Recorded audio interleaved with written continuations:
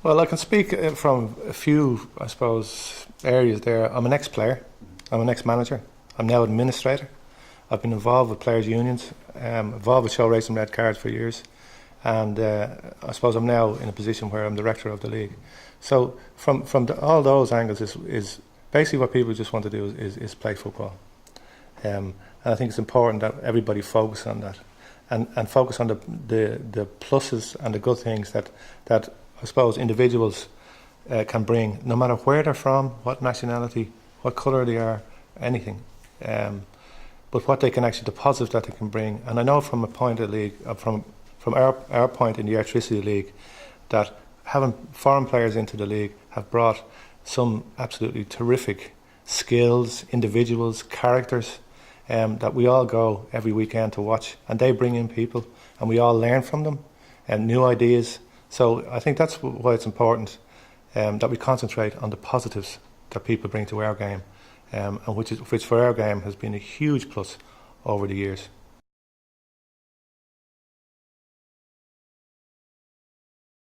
First of all, a complaint would come to us by various different, I suppose, pathways. It could be the referee's report, it could be the match delegates report, or it could be a spectator or an individual at the game. They would come across my own desk. We would look at the incident and the actual report itself, the detail of it. We'd refer it then to our disciplinary control unit, and they would then write out to the individual parties involved or mentioned in any report for an invitation to comment. That's brought into the system. It would go towards in front of an independent committee, which is a weekly committee which hears all disciplinary cases from incidents such as racism or red cards or any other issues that happen at a game. And then the case would be heard, a sanction would be given or not given depending on the situation. The individuals or the club would have the right to appeal. Then an appeal hearing would be set up and the case would be heard again. And it's a 7-step process really that we've been using for several years now. It's a very fair process. It's open, it's transparent, and nobody would have any fears about going in front of that. You know.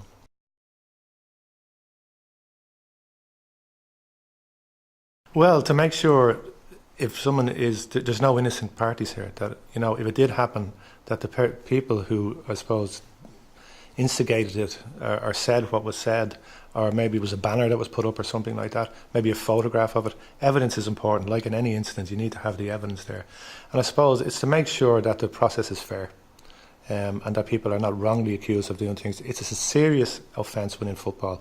Again, we have a zero tolerance policy, and it's important that the detail is there so people can actually, I suppose, put their case if it did happen, if there's witnesses particularly. Because I suppose what we want to avoid is one person's word against the other. Because to actually report a case, particularly if you're not a referee or you're not a player where it's not in the public domain, and as a spectator to come out of the crowd itself and say, this incident happened and I want to report it, that takes courage. And I suppose it's to making sure those people are protected. Well, there's various sanctions. I suppose for a player side, if it happens on a pitch, which it seldom happens for us, we've had 1 or 2 incidents. There's a minimum sanction of a 5-match ban.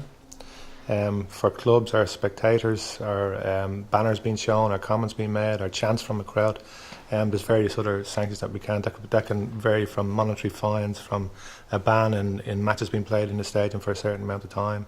There's various sanctions depending on the severity of the incident itself. At every Airtricity League match, prior to the game kicking off, there's a statement read out by the PA announcer regarding the club's position of racism and any chance that people will be ejected from the ground immediately if anything happens or they're found guilty of anything like that. So it's made very clear to everybody who enters a stadium to watch an Airtricity League game that this is the club's position on it. So nobody is, has any misunderstanding on it. Well, a fan can get a 2-year ban from the stadium, and that's the bottom line with it. And clubs might put something else on top of that themselves, because fans are supposed to represent their own clubs. And if you're doing anything like that and you're found guilty, well, you're letting your club down, you're letting your players down, and you're letting your fellow supporters down. So there is room there for sanction, and a 2-year ban can be imposed on any supporter.